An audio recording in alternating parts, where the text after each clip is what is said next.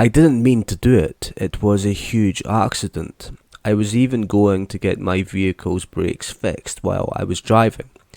An old man, I assume he was a hitchhiker, raced out in front of my car, apparently attempting to catch my attention and make me stop. Oh, and I tried so hard. I kept pressing the brake pedal and there was no response. I stomped on the pedal, forcing it down as hard as I could and hoped that the man that so foolishly darted out in front of my car would still be alive. By the time my car had stopped, I had that sinking feeling in my stomach. Had I just killed the man? Heat seemed to fill the space between my ears like it would when I was a child and knew I had been caught doing something wrong. A fair distance from the halted vehicle I saw the man. His tattered clothes suggested he may have been homeless, and his heavy breathing only could put the idea in my head that he was in great pain. I approached him. I ran to ask him if he was okay. A smile tugs at the corner of his lips and grows into a mad grin. He laughs, but it's unnerving and unsettling. Blood begins to drip from his mouth as his insane cackles slowly turn to coughs. He speaks in a hoarse and rattling dying breath. For so long I've wanted this pain to end. Now it is yours. A serene smile crept over his blood-stained face as his eyes glazed over with the vacant look of death. I shook him, trying to get him to wake up. I offered to take him to the hospital, but it's too late. His last breath had left him. I took his dying words as the ramblings of a madman, but oh, how wrong I was. Who would I tell about this?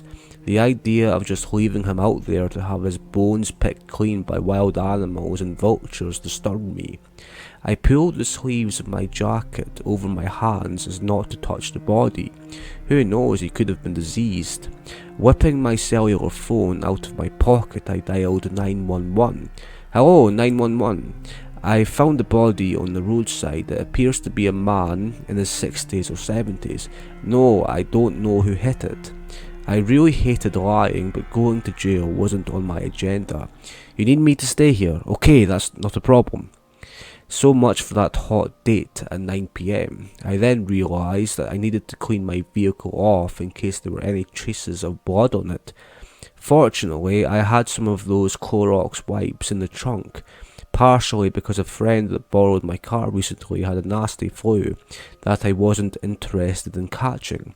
Wiping off the front of the automobile, just in case, I felt relief. The police and an ambulance showed up, only to tell me that they found no body, and it was most likely just a trick of the light. My eyes shifted to the location of where the man had been. I could only see one thing.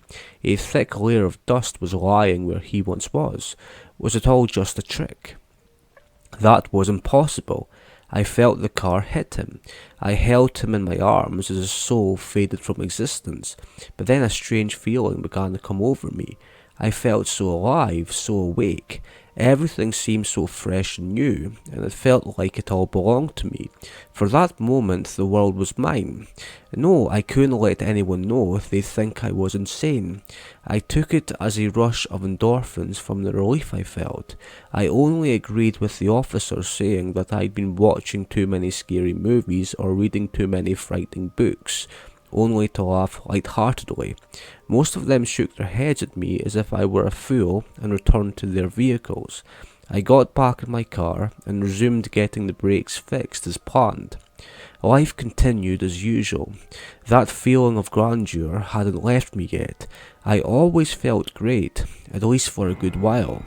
I got married to the person of my dreams, I lived in a nice house, everything was wonderful. The thoughts of that man were soon pushed to the back of my mind as so many good things had come to chase away the nightmares. But only years later did I begin to notice some oddities. The attractive person I married was slowly growing grey and haggard. I looked no different than I did on my wedding day. Years went by and I didn't change. My spouse suggested I just had good genetics, but I knew it had to be more than that. Only then did I realise that the old man had cursed me. After I had hit him, he had crumbled to dust minutes afterwards. Years continued and my spouse began to fear me. Rumours spread about me being a vampire or an immortal, but most of these things were laughed off. Others said I might have been the subject of some life extension project, and that was how I had managed to afford such a nice house. Rumours circulated more and more with the passing of seasons. My spouse left me. I went to the funeral, not looking a day older, but I was shunned by the family. People began to avoid me. I was treated as if I carried the plague. There was only one choice. I had to move on. At this point, I was making plenty of money, and finding a new job wouldn't be hard. I hopped countries multiple times and often struggled with the decision to remarry. I met so many charming people, but I didn't want them to see them deteriorate from their youthful beauty into nothing more than frail grey husks. I wanted to keep some of them, and I did, only to know the grief to come. I kept them until they shriveled away into no more than skin and bone buried beneath the ground in caskets. I fell apart more and more. My heart would ache, only to desperately reach out for love again. My euphoria was slowly replaced by misery and depression each day. All I loved would die. All I saw would suffer from eventual destruction. My life was a vessel filled with nothing more than despair. It had become a painful cycle. I would do everything in my power to numb the pain. I turned to drug use. I turned to prostitution and simply tried to fuck away the pain. I tried to kill myself only to realize that nothing worked. Any attempt only resulted in scars that would seal up as if they had never been. Disease didn't harm me. Nothing hurt me except the loss of anything I had grown to love.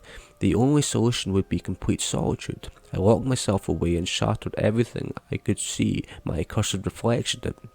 That ageless reflection, that God-forsaken reflection. After all this, I realized what the old man meant. He wanted to die. He wanted to end his misery. Immortality is not so glamorous after all. But after hearing my tale, do you still want it? Do you want to go through what I have? I believe the only thing able to kill an immortal of my nature is an act of murder. Please have mercy. Please kill me.